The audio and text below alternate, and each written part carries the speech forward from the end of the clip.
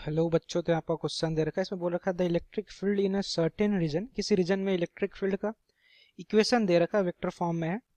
के upon x cube i cap है, ठीक है। तो बोल रखा है डायमेंशन के का क्या होगा, आपसे बच्चों आप अकॉर्डिंग टू द क्वेश्चन पूछ रखा है ना। तो सबसे पहले अगर अपन बात करें रिगार्डिंग द की कॉन्सेप्ट जो हम लोग इस क्वेश्चन में अप्लाई करने जा रहे हैं, तो बच्चों सबसे पहले हम लोगों ने स्टार्टिंग ऑफ द फिजिक्स में हम लोगों ने यूनिट एंड डायमेंशन पढ़ रखा है, ठीक है। तो यूनिट एंड डायमेंशन हम लोगों ने एक टॉपिक पढ़ रखा था बच्चों, डायमेंशनल फार्मूला ना। तो अपन डायमेंशनल फार्मूला अलग अलग क्वांटिटी का पढ़ रखा है।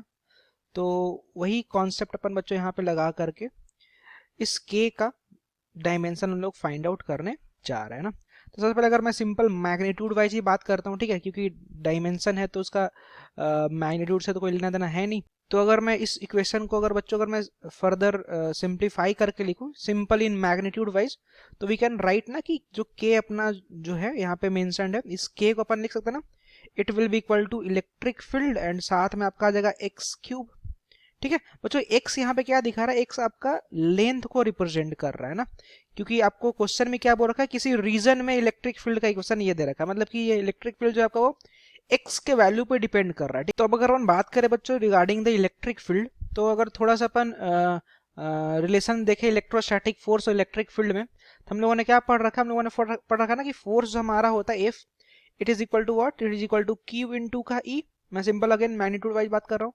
तो फोर्स जो इलेक्ट्रोस्टैटिक फोर्स है आपका ये चार्ज हो गया, और ई आपका यहाँ पे क्या है, इलेक्ट्रिक फील्ड है, ठीक है।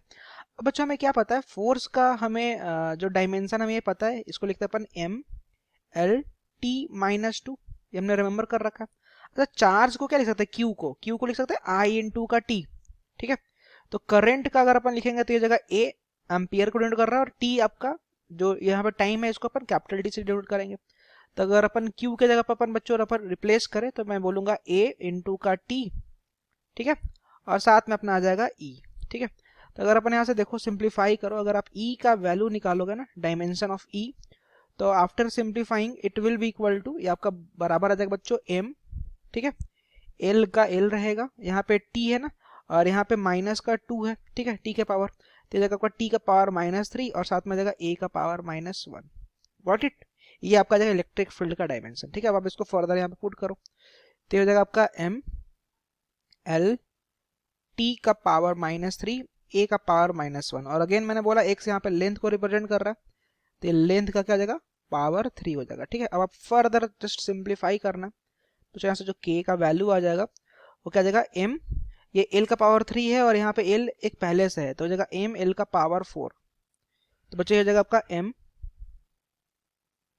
जिसका पावर भी अपन यहाँ पे लिख लेते हैं 1 लिख लो, ठीक है, और एल का पावर हो जाएगा आपका 4, साथ में होगा टी का पावर -3 और ए का power -1। Okay, so if we match out the option, so बच्चों आपका जो थर्ड नंबर का जो आपको ऑप्शन दिख रहा है ना, M L 4 T -3 A -1, third is the correct ना। Thank you.